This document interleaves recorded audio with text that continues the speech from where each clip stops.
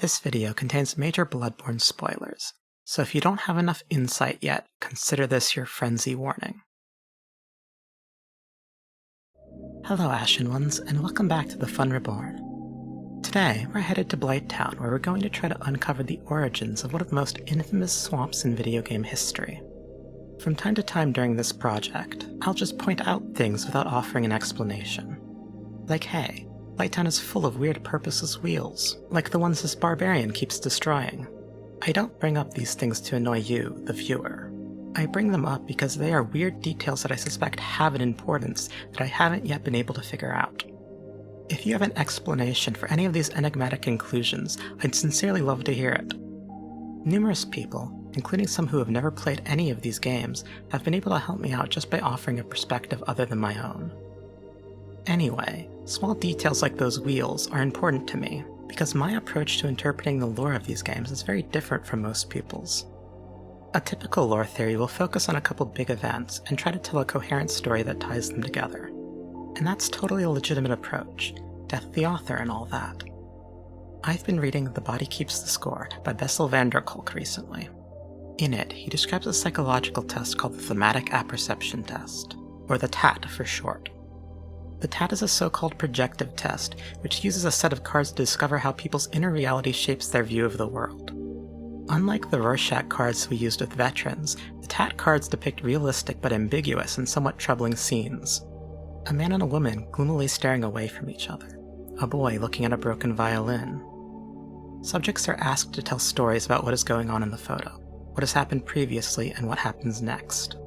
In most cases, their interpretations quickly reveal the themes that preoccupy them.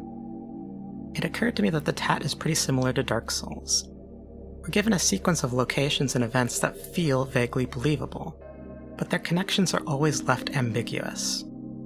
How you choose to connect the dots, who you identify with, who you loathe, your interpretation of the story says a lot about your personal inner reality that you're projecting onto the game world. But like I said, I'm taking a different approach. I'm looking for the small details that are easily ignored, but prominent enough to not be placed carelessly. I suspect those details meant something to someone, and if you can figure out that meaning, then your perspective of the world will change completely. In effect, you'd be invading their inner reality. And that's fun, let's do that.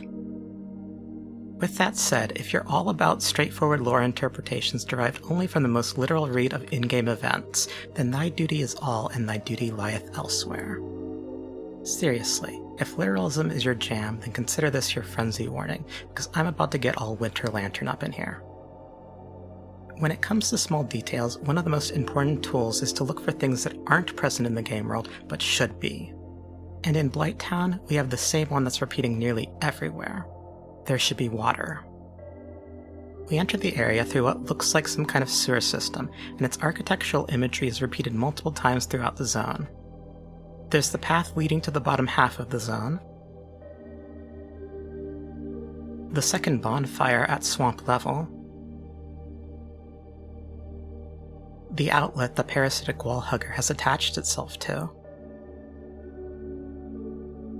and of course the toxic blow dart sniper wonderland that houses the Firekeeper soul. We even exit the area using a water wheel. Except since there's no water, it's powered by a tiny flame dog, which was probably inspired by the treadwheel crane, like the ones found in Mont Saint-Michel, the stated inspiration for New Londo runes. I wish I had more to say about the parasitic wall hugger and the Firekeeper soul, but they're still loose threads for me. For some reason, I visually associate the weird drainage ditch that the Firekeeper of Blighttown appears to have been kept in with the place in Irithyll where you get the excrement-covered ashes. It's not the worst connection, since the ashes allow you to buy blooming purple moss clump, the poison and toxic cure that's incredibly useful to have when approaching the blow dart snipers guarding the soul. It also allows you to buy dung pies, just like the kind the infested barbarians of Blighttown drop regularly. So using poop as a segue, let's shift over to the enemies you face in Blighttown. They're actually way more interesting than they seem at first glance. For instance, the infested barbarians dropping dung pies makes a weird sort of sense. At the bottom of the zone, they gain this bizarre rolling boulder attack that resembles the behavior of a dung beetle. This would foreshadow the insect themes we see quite prominently at the end of the series in the Ringed City. It also provides another probably incidental parallel to Hollow Knight, so that's fun. The other prominent enemy type of the area is the Infested ghouls. There's a couple of noteworthy details about their model. The first is that the jaws of their faces appear strangely pronounced, and sometimes almost beak-like. I'm reminded of these statues from the Cathedral of the Deep in Dark Souls 3. It's also reminiscent of the models for the Corvians of the Painted World, which happens to be one of the few locations in Dark Souls 3 where you can loot a dung pie. But the other significant visual element of the Blighttown ghouls is that fishy Innsmouth look. Following that line of thought takes us to a very different area, the fishing hamlet at the end of Bloodborne's DLC. Here I'm going to make the argument that, independent of trying to draw any sort of narrative connection, Blighttown is the ancestor of the fishing hamlet from a game design perspective. And it's a conceptual lineage so important to the developers that they planted several hints as to the hidden parentage of the area. For instance, we have this unnerving bridge section in Blighttown. That unnerving, rickety feeling is prominently replicated in the fishing hamlet as soon as you enter the second half of the zone. The entrances to the boss arenas of both areas also have extremely resident imagery revolving around mutated humans and worship. And then there's the enemy design. There's a huge jump in graphical fidelity between the infested ghouls of Blighttown and the hamlet fishermen. This makes drawing direct visual comparisons not especially productive. But one of the most interesting features of the fishermen is how their barnacled humpbacks conceptually resemble the egg carriers of Quelaag's domain. This parasitic back mutation is something that shows up again in the statues of the Cathedral of the Deep, and also the text description of the cleric set. They bore large covers on their backs to ensure they would not become seedbeds for spreading darkness. Also in the fishing hamlet, we have everyone's favorite enemy, the shark giants. This may come off as too much of a stretch, but I feel like the weirdly unnerving gleam of their exposed abdomens was something used earlier in the design and movement of the infested barbarians. Going back into Blighttown recently, I was surprised at how much this particular detail stood out in my head as evoking a feeling of disgust, more than anything else in the area. So maybe this particular connection is just my weird head seeing things that aren't there, but I still feel like both designs belong to the same aesthetic genus. Anyway, now that we've drawn a connection between Blighttown and the fishing hamlet, there's two directions we can run with it. We could connect the themes and narratives of the two areas to see if it leads to any interesting interpretations about the stories of the games themselves. Or we can try to reconstruct their common ancestor using the fossilized remains. I'm going to start with the paleontological path.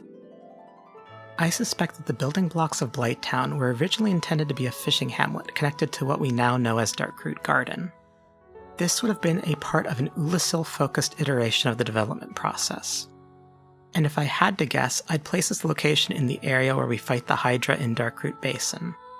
The same area where we free Dusk and fittingly enough time travel back to Ulasil. What's now the infested barbarians might have originally worn the bear set, a piece of cut content lurking in the texture files of Dark Souls 1. With their culture obliterated in the final release, their armor set no longer fit the aesthetic of the game. But its theme lives on in Brador, eternal defender of the fishing hamlet and his bestial armor set. It probably also serves as an inspiration for the Millwood Knights, inhabitants of the Painted World in Dark Souls 3. As a resting place for those with no home to call their own, the Painted World would certainly be the appropriate place to find the displaced natives of Darkroot Garden. As to why Blighttown got moved to its current hypogeo location, one only has to remember the framerate issues players experienced in Blighttown at launch. Moving it underground and cutting off its water supply may very well have been the only way to get it remotely playable on the PS3. A subtle feature of the fishing hamlet is that the barnacles present on the lower floors of the buildings suggest the area deals with intense flooding, suggesting that the water level we experience in-game is only one particular state of the area's cyclical history. If you transpose that same logic, Blighttown's swamp might have once been a healthy lake that dissipated once its water flow got cut. The remaining stagnant water became the fetid swamp we all know and love. Consider this bit from the Dark Souls 2 Design Works interview. Originally, the entire map was a basin, completely filled with poisonous fog. In the first design, you would redirect the flow of water to start the windmills, and that would clear the fog away.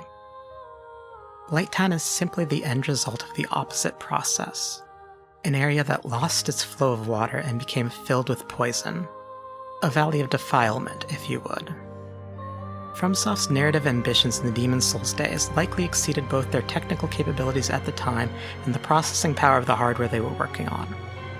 But the failed designs didn't just get tossed into the abyss. They evolved and were reincorporated in the next generation. Life is like climbing a great spiral staircase, after all. So when you want a village on the edge of a great deep sea, but all you can get is this, well, you try again and get a little closer. And you just keep doing that until you finally get something that you can be satisfied with. If you keep at it, eventually you'll overcome that hindrance and claim what is yours.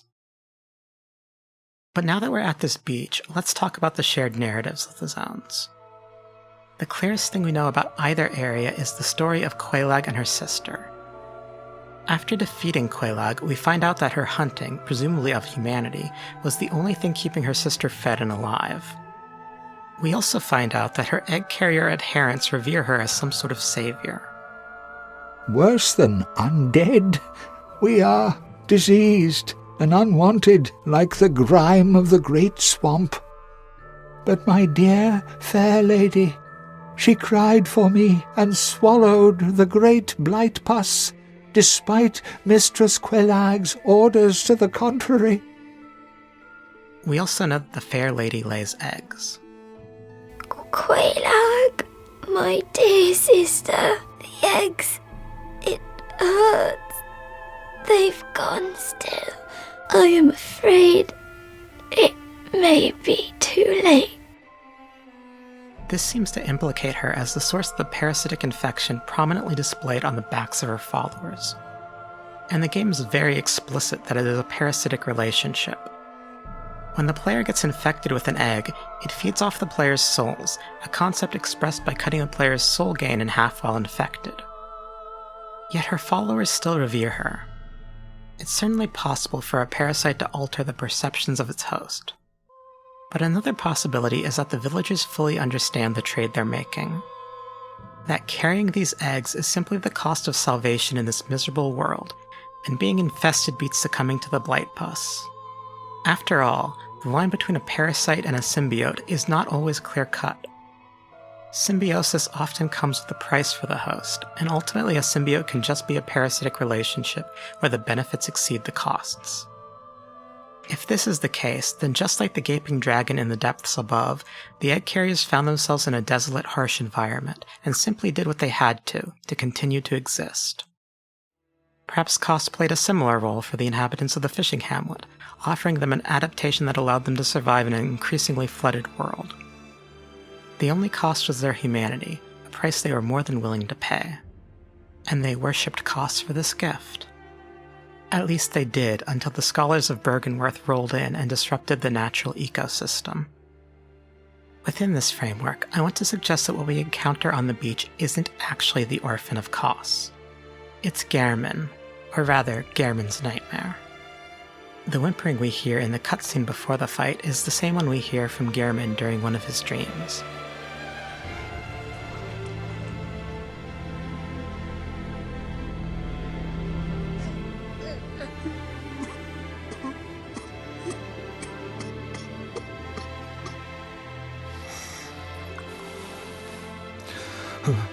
Oh, Lawrence, Master Willem, somebody help me, unshackle me, please, anybody.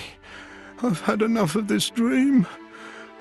The night blocks all sight.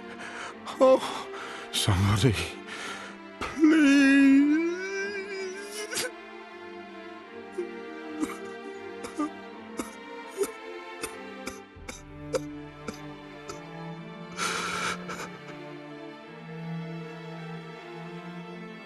The creature we're misled into believing is the orphan is actually the manifestation of Gehrman's feelings of guilt for his role as an executioner for Byrgenwerth. His Sisyphean torment of experiencing the last moments of the child he helped slaughter, repeated over and over again. This explains why the orphan is not considered kin, and why his fight concludes with Nightmare slain. He is literally a nightmare. But the fight does include the orphan of Kos. It's the Kos parasite, the object of Gehrman's curious mania and the source of his never-ending fear. People have pointed out that the sun in the nightmare looks like the eye of the blood-drunk hunter that we used to enter the nightmare. But we're not in the eye. We're behind it. We're in Gehrman's brain, plumbing his memories. The Kos parasite is the tumor on his amygdala, and we are the surgeon performing the excision. This is why, after the fight, the doll tells us, "Oh, good hunter, I can hear Gehrman sleeping. On any other night, he'd be restless, but on this night, he sounds so very calm. Perhaps something has eased his suffering."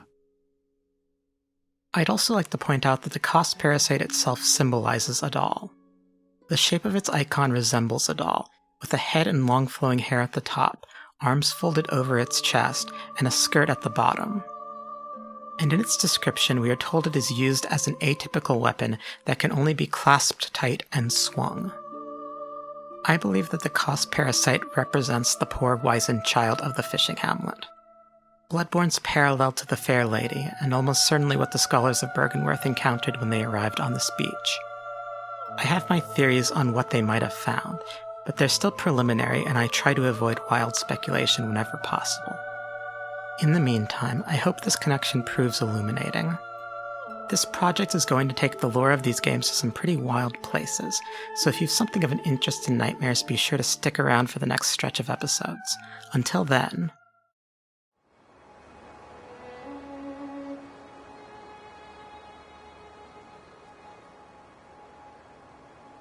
Farewell, good hunter. May you find your worth in the waking world.